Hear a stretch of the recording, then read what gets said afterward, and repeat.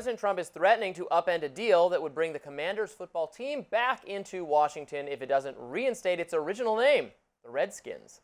Taking to Truth Social on Sunday, he posted, quote, "I won't make a deal for them to build a stadium in Washington. The team would be much more valuable and the deal would be more exciting for everyone."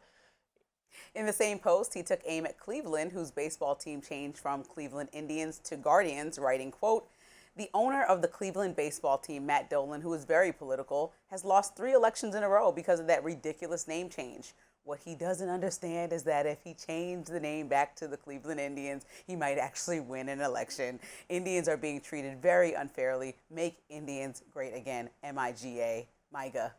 Trump's authority over the stadium deal here in D.C. is dubious, but it does reignite a years-old name change debate. Washington adopted the Commanders' name in 2022.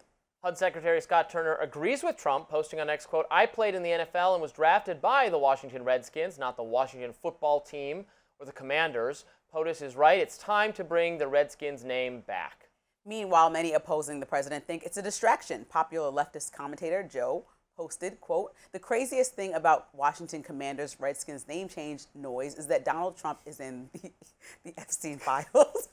This is like, okay, you have to admit, Robby, this is the punchline. It's not going away. So no, it's fine. Always, we can go back to that. Tulsi Gabbard, Be mad about it. I'm mad about it too. So. Epstein. But this is just something totally different. And yeah, so look, on the name change thing, I'm generally against changing the names of things.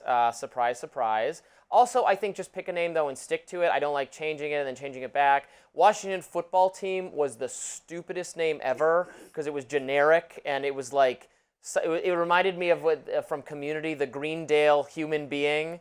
I don't know if you watched that show. It was so, we're like, we can't offend anyone. We can't have anything.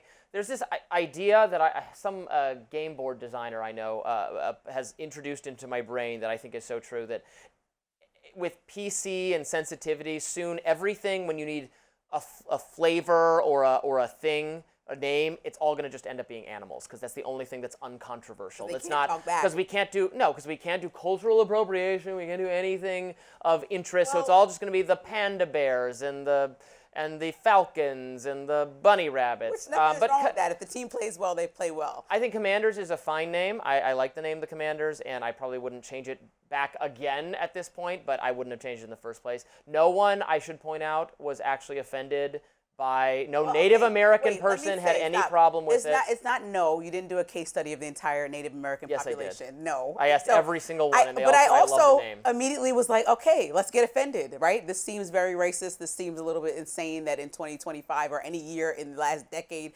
or 10 decades that we have a name like this, right? So only white liberal Wait, let me women finish. cared. So I looked into it, and there are organizations that push back against this and said that this brings up trauma from the past. But then there were other Native American organizations that also sued the NFL because they said that this also offends them, that they're removing their culture from a popular NFL team. So what I think, Robby, is because none of you guys are, me or you are of Native American heritage, is maybe if it's that big of a deal for President Trump when he has so many other things that should be on his exact desk right now, starting with the economy, is bring 2 Native American people to the Oval Office if it's that serious to him and have a dialogue between those 2 opposing views, because Native Americans are not monolithic people, right? Just like you and I, just like people in the same party, different parties have different ideas, but the goals are similar and usually the same. Is like, okay, we want a better America. Like, that's the thing. Bring Native Americans to sit down and talk about what the name should be. But now that we done changed it from Redskins to Commanders, going back to Redskins seems like a lot. So what's the middle ground? Because the actual mascot was significant. The mascot was somebody who was revered in the Native American community that fought during the American Revolution.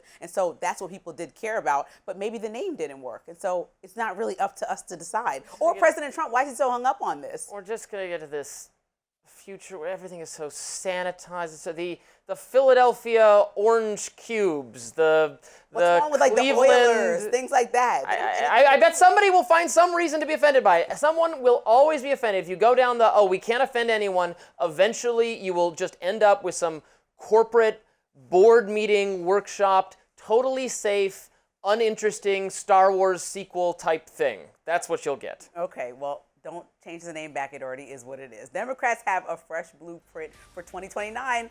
Third Way's Jim Kessler will fill us in next. Stick around.